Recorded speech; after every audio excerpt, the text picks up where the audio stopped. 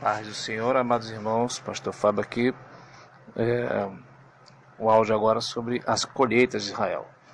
Talvez alguém diga, nós não somos israelitas. Nós cristãos não guardamos as festas judaicas, como fazem os judeus. Mas os judeus o fazem porque eles estão fazendo algo que é profético. As leis, na verdade, são festas que mostram algo que vai acontecer. Vou resumir para o áudio ficar bem curto, tá, irmãos?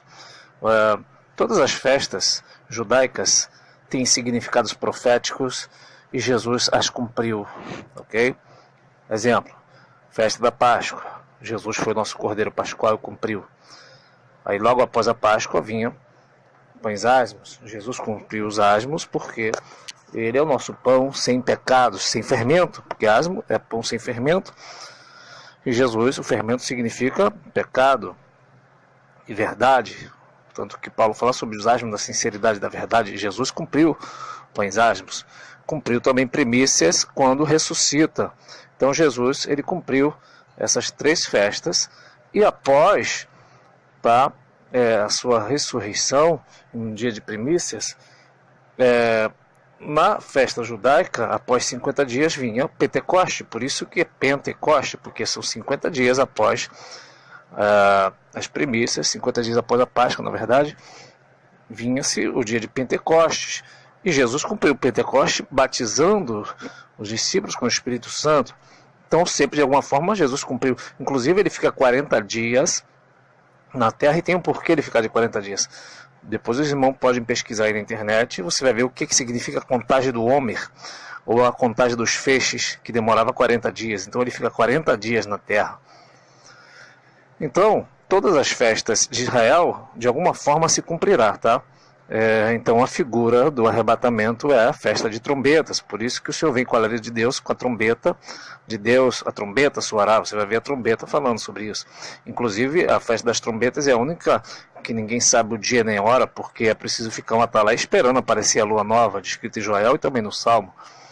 Ok? Tem que trocar a trombeta na lua nova, avisando que chegou a festa das trombetas, mas já é outro assunto. Vamos aqui para a colheita. Então a colheita também se cumprirá. Como é que se cumpre a festa das colheitas? Primeiro, Levítico 23, verso 10 diz: fala aos filhos de Israel, dizendo, quando houveres entrado na terra que vos hei de dar, fizeres sua colheita, então trareis o molho das primícias da vossa cega ao sacerdote, e ele moverá o molho perante o Senhor, para que sejam aceitos. No dia seguinte, ao sábado, o sacerdote o moverá. Bom, Jesus, amados irmãos, ele morre na cruz e a colheita, na verdade, vamos voltar aqui um pouquinho. A colheita, na verdade, ela é feita em 4 fases de uma só colheita. Como é que são feitas essas fases? Primeira fase, vem as primícias, nós lemos aqui. Depois vem a colheita geral, depois tem a fase dos respigos, ou as espigas que caem no chão, e por último os 4 cantos. Então, na verdade, é uma colheita com 4 fases. E como é que funciona isso? Vou explicar a primeira colheita, depois vamos para o significado profético. A colheita era feita assim. Levítico 23:10 fala que quando os filhos de Israel chegassem na terra prometida e plantassem, eles tinham que trazer as primícias ao Senhor.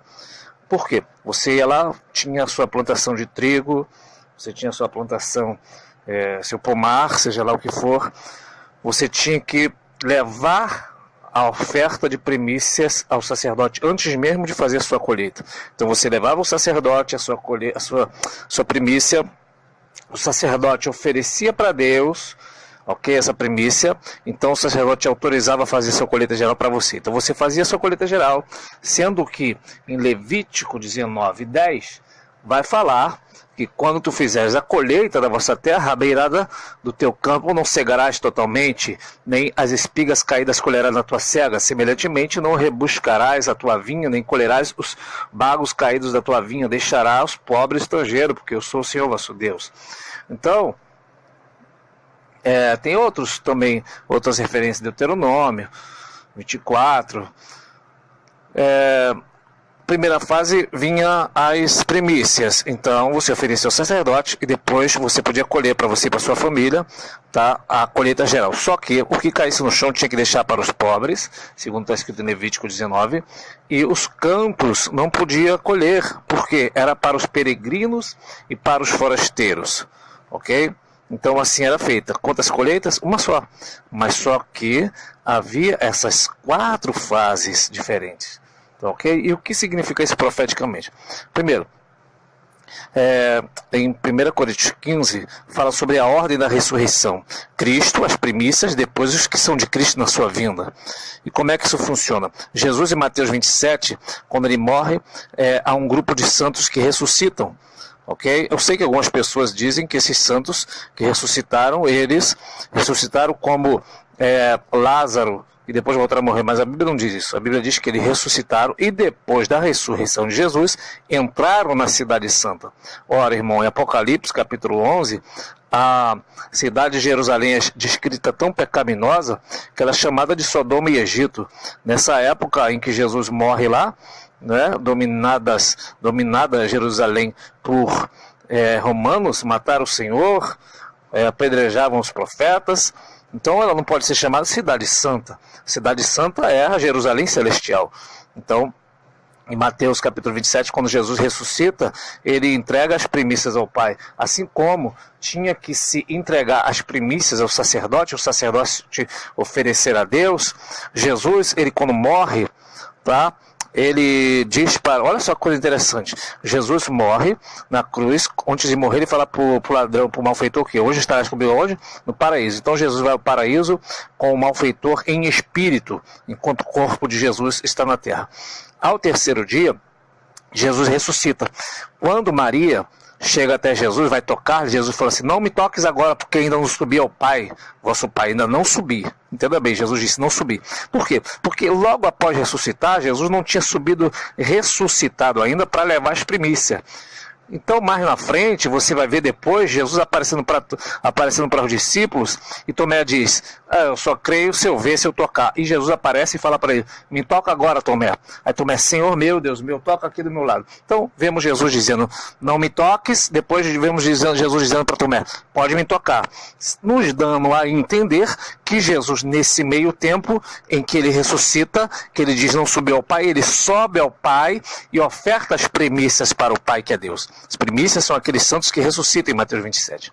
E a colheita geral?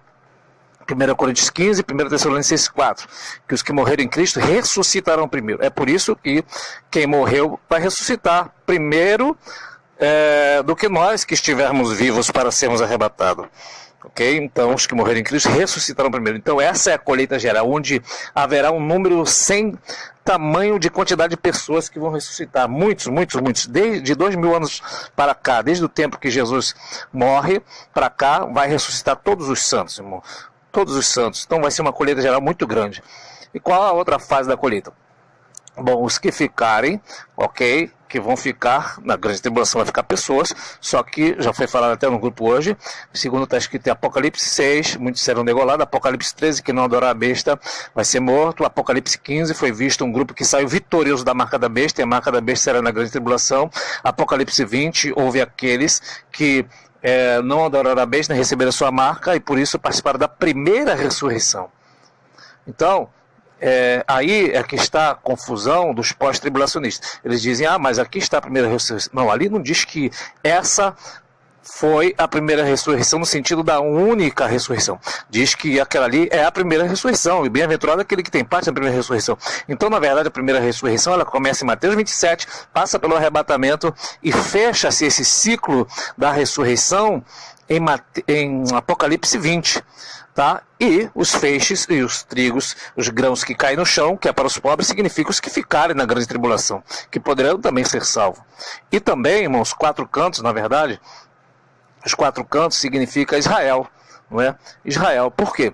Porque você vai ver esse termo várias vezes na Bíblia, inclusive em Mateus 24, Jesus vai dizer que o Senhor enviará os seus anjos a juntar os seus escolhidos nos 4 cantos da terra. Quando fala-se 4 cantos, é uma linguagem que Israel entende o que está falando, porque 4 cantos é uma linguagem que o israelita entende bem, porque todo ano ele faz esse tipo de colheita, ele deixa os 4 cantos para depois. Então há um porquê essas colheitas serem feitas desta forma: primícias, colheita geral, os feixes que caem no chão e os 4 cantos. Israel, conforme a Bíblia diz em Romanos 11, verso 29 diante, diz que os dons de Deus são sem arrependimento e que não quero, irmãos, que ignorem esse segredo, que Israel foi endurecido em parte até que toda a plenitude do gentil haja entrado.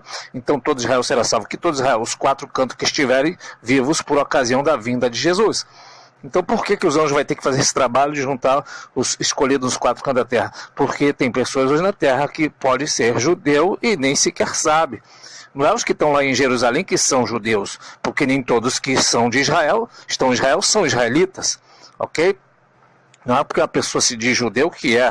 Só Deus sabe se ela é. Porque se uma pessoa diz que é judaica, ela vai ter que dizer de que tribo é, ok? Da onde é a sua família. De onde tem pessoas que dizem que é judaica, judeu, só porque mora em Jerusalém. Mas ela pode ter ido para lá, a família pode ter vindo de outro país, alguns anos atrás. Isso não faz dela judaica. Não faz dele um judeu. Ele pode ser da religião judaica, mas não um judeu israelita.